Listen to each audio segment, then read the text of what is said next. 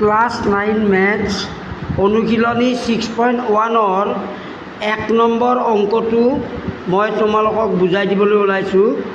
চিত্ৰটোত চাই লোৱা, চিত্ৰ 6.13 এই চিত্ৰটো ওপৰৰ এই চিত্ৰটোত যে চিত্ৰ 6.13ত এ বি আৰু চি ডি ৰেখাই অ বিন্দুত কটাকটি কৰিছে। এ অ চি যোগ বি অ ই সমান 70 ডিগ্ৰী আৰু বি অ ডি কোণ সমান 40 ডিগ্ৰী। এয়া 40 ডিগ্ৰী। তেন্তে বি অ ই আৰু প্ৰত্যাৱৰ্তী চি অ ই নিৰ্ণয় কৰা। ইয়াত বি অ ই অৰ্থাৎ বি অ ই আৰু চি অ ই এই কোণ দুটা নিৰ্ণয় কৰিব লাগে। গতিকে বৰ্ডত মই চিত্ৰটো আঁকি তোমালোকক বুজাই দিছোঁ। এ বি আৰু চি ডি ৰেখাই অ বিন্দুত কটাকটি কৰিছে। যদি এ অ চি যোগ এই কোণটো যোগ বি অ ই এই কোণটো সমান 70 ডিগ্ৰী আৰু বি অ ডি কোণ সমান 40 ডিগ্ৰী, তেন্তে বি অ ই কোণ আৰু প্ৰত্যাৱৰ্তী কোণটো নিৰ্ণয় কৰা। ইয়াৰ প্ৰত্যাৱৰ্তী কোণটো নিৰ্ণয় কৰিব লাগিব।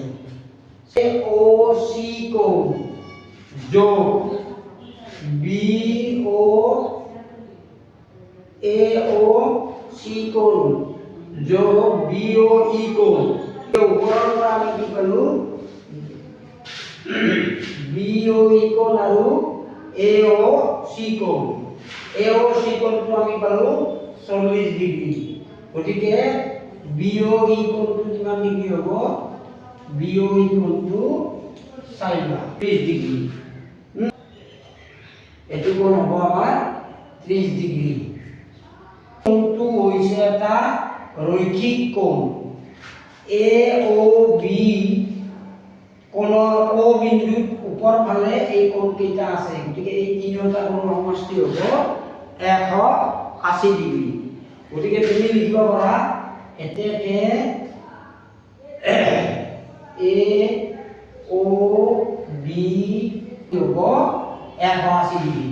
গতিকে এ অ চি কোণ যোগ চি অ ই কোণ যোগ বি অ ই কোণ, এই তিনিটা যোগ কৰিলে আমাৰ হ'ব এ অ বি কোণটো, তাৰমানে এই তিনিটা যোগ কৰা 180 ডিগ্ৰী। এতিয়াকে আমি লিখিব পাৰোঁ তে ইয়াৰ আমাৰ চি অ ই কোণ সমান কিমান হ'ব?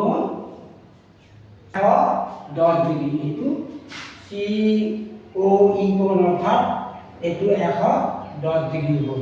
কোণটো কি হ'ব? তো চি অ ই প্ৰত্যাৱৰ্তী কোণ মানে এইটোৰ পৰা এনেকৈ আহি এই কোণটো আমি উলিয়াব লাগে। এই কোণটো উলিয়াব লাগে মানে আমাৰ কি হ'ব? প্ৰত্যাৱৰ্তী চি অ ই কোণ। এতেকে অ ই আমাৰ 360 ডিগ্ৰী আছে। এই 360 ডিগ্ৰী অৰ্থাৎ চি অ ই প্ৰত্যাৱৰ্তী কোণটো 250 ডিগ্ৰী। আগতে আমি বি অ ই কোণটো পাইছিলোঁ, এইটো 30 ডিগ্ৰী আছিল।